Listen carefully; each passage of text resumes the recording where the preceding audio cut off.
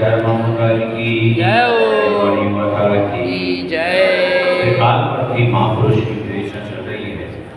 यहाँ पर आचार्य जिनसेन महाराज कहते हैं कि हे क्षणिक, देखो ये धर्म तो एक वृक्ष रूप है जिसका फल अर्थ है और उस फल का रस काम पुरुषार्थ है। धर्म अर्थ तथा काम रूप इस त्रिवर्ग का मूल अर्थात मूल कारण रूप ये पुरुषों की कथा का सुनना है। यहाँ पर गौतम स्वामी जी राजा श्रेणी को बोल रहे हैं कि ये प्रथमार्थ योग की जितनी चरित्र है, जितनी पुराण है, इनको सुनना सुनाना दोनों ही पुण्य का कारण है। इसलिए हर श्रावक को प्रथमान योग को अच्छे से पढ़ना चाहिए और बार बार पढ़ना चाहिए, भले ही वो कितनी बार भी उसको पढ़ चुके हों। हर बार पढ़ने पे कुछ न कुछ नया सामने आता ही है। सबसे पहले उन्होंने बताया कि महापुरुष कैसे कहते हैं। महापुरुषों के बारे में यहाँ पर वर्णन किया गया है। सामान्य रूप से मनुष्य की मुद्रा धारण करना प्रत्येक मनुष्यायु के उदय का अनुभव करने वाले मानव में पाया जाता है। उनमें जो पुरुष वासनाओं, विकारों, प्रकारों आदि का त्याग प्रबंध कर आत्मावलंबी हो अपने दशरथ धर्म को उज्ज्वल बनाते हुए आत्मविकास के क्षेत्र में वर्धमान होते हैं, उस मनस्पति व्यक्तियों को महापुरुष कहते हैं। जो अपने परिणामों में लगातार विशुद्धियों को प्राप्त करते हैं, कथाएं को मंद करते जाते हैं, ऐसे व्यक्ति महापुरुष बनते जाते हैं। जो आत्मा हिंसा आदि विकारों से मलिन हो, राग द्वेष मोह आदि मल से कलंकित हो, उसे जगन्य जीव कहते हैं। और ऐसा जीव जिसने मनुष्यों ने जन्म तो लिया, लेकिन लगातार आरंभ और परिग्रह प्रारंभ हिंसा में तल्लीन है और मोह और राग के द्वेष में बहुत बुरी तरह कीचड़ में जैसे कीड़ा होता है, इस तरह वो अंदर में फंसा हुआ है। ये सब क्या है? वो पुरुष जगन्य जीव है। वो है तो नहीं, लेकिन ना के बराबर का कोई होना ना होना बराबर है। महापुरुषों के लिए जितेंद्रियत्व अत्यंत आवश्यक गुण है। जितेंद्रियत्व मतलब अपने इंद्रियों को लगातार संयम की ओर ले जाना और ऐसा पुरस्कार करते रहना, ऐसे महापुरुषों बनने के लिए बहुत आवश्यक है। मद, मान आदि पाप कार्यों में आसक्त लौकिक क्षणिक प्रभाव प्रदर्शित करने वाले व्यक्ति को महापुरुष कहते हैं।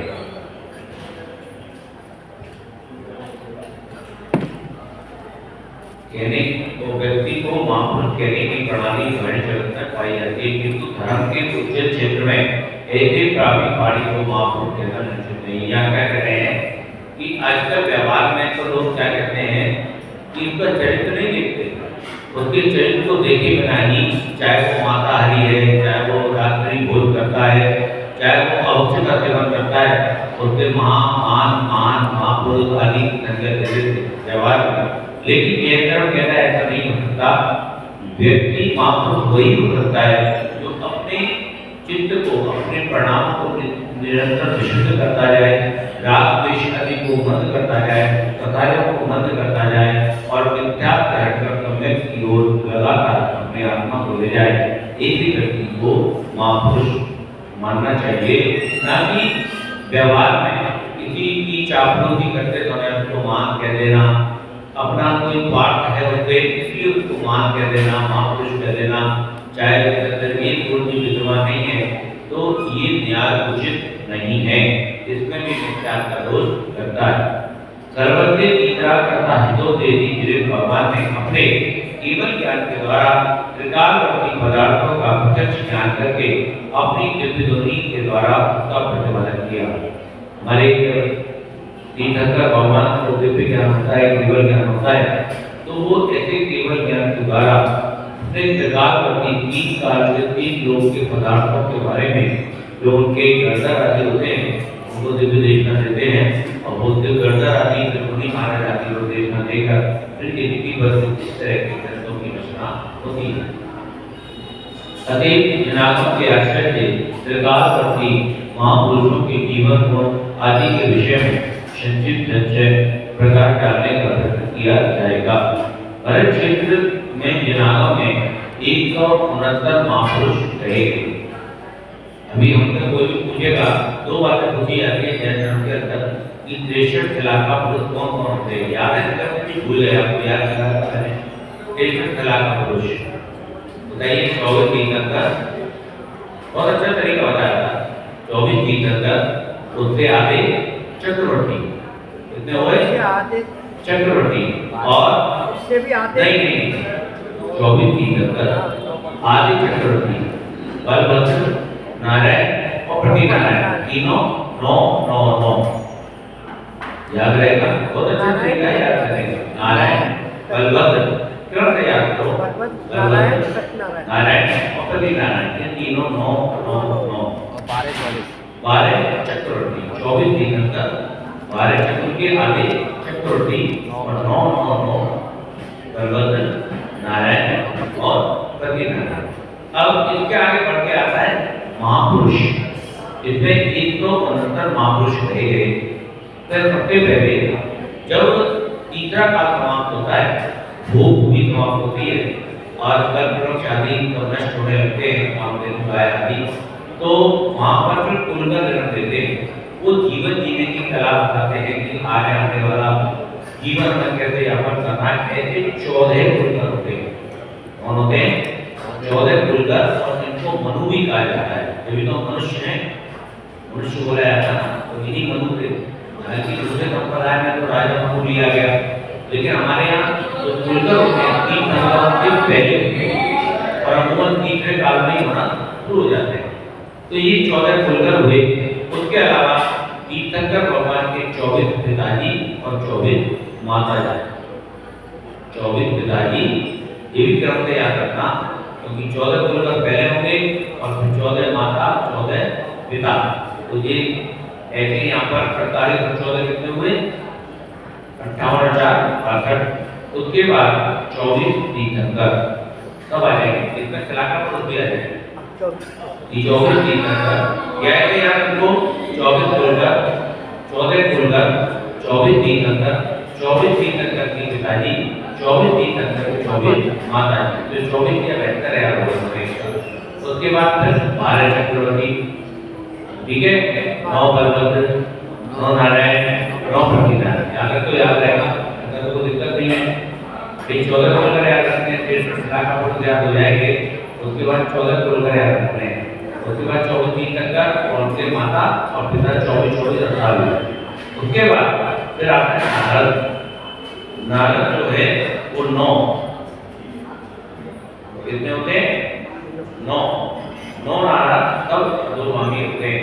अच्छा इसमें ये भी बताया गया है कि जो 14 कुलकर होते हैं ये तीसरे काल के अंत में होते हैं और सभी पूर्वगामी होते हैं। ये स्वर्ग या मोक्ष नहीं जाते हैं। तीर्थंकर के पिता ये भी सब स्वर्ग जाते हैं। तीर्थंकर की माता भी स्वर्ग जाती है। तीर्थंकर मोक्ष से जाते हैं। तीर्थंकर के बाद चक्रवर्ती, कोई मोक्षगामी, कोई पूर्वगामी, कोई अधोगामी।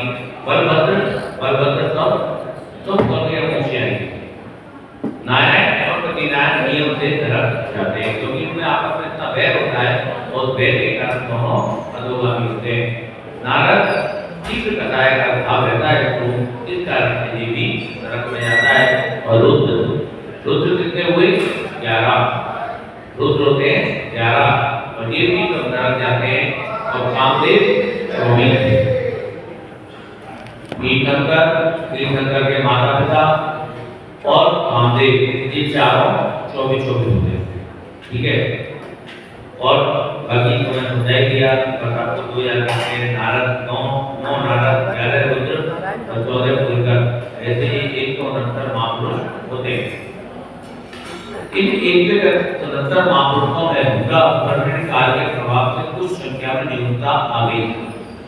169 होने नियम थे, लेकिन उनका अपहरण काल की वजह से जैसे कांतिनाथ भगवान है, अब ये कामदेव भी है, तीर्थंकर भी है और चक्रवर्ती भी है।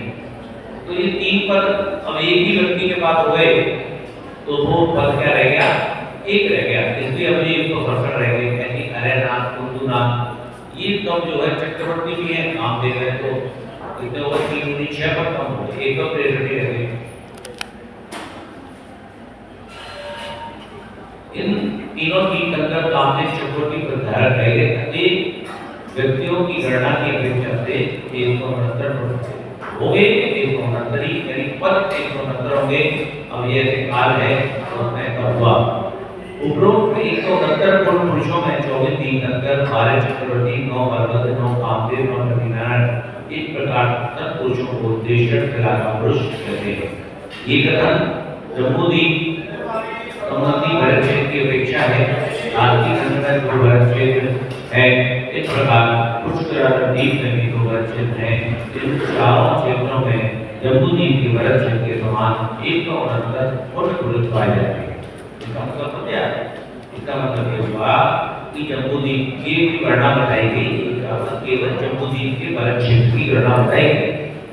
ऐसे ही धारती खंड में दो भरत क्षेत्र हैं, उन दोनों भरत क्षेत्र में 169 ऐसे पुष्कर में भी दो जम्बूद्वीप, उसमें भी 169 और 169। यदि 2.5 में महापुरुषों की गणना की जाएगी तो 169 गुणा 5 यानी कि 845। अगर आपसे कोई पूछे कि 2.5 में कुल महापुरुषों की संख्या कितनी है तो आपको बताना पड़ेगा 845। ऐसे कुल पूछेगा सलाह का पूछे की संख्या कितनी है तो बताएंगे 315। ठीक है, तो ये भी बड़ा बात ध्यान रखो, क्योंकि आपको जम्बूद्वीप में ध्यान नहीं रखना, भरत क्षेत्र का रखना, आपको 2.5 का ध्यान रखना। ये कथन जम्बूद्वीप बता दिया और पूर्ण वर्गदे में जम्बूद्वीप के भरत क्षेत्र के समान 32 संस्कृतियों में गदे में तथा 14 काल पाई जाती है। यहाँ गदे क्षेत्र बताया गया है कि 5 भरत 5 ऐरावत क्षेत्र के विषय ये गणना बताई है। 24,700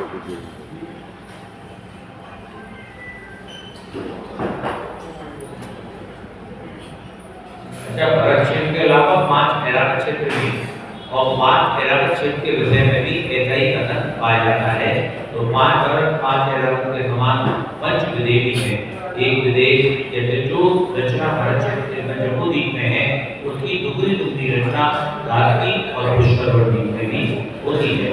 इसलिए जो हम जम्बूद्वीप के बारे में पढ़ेंगे, यदि 2.5 के बारे में पढ़ेंगे तो वो सब कुछ 5 गुना हो जाएगा। बोले शांतिनाथ भगवान की जय।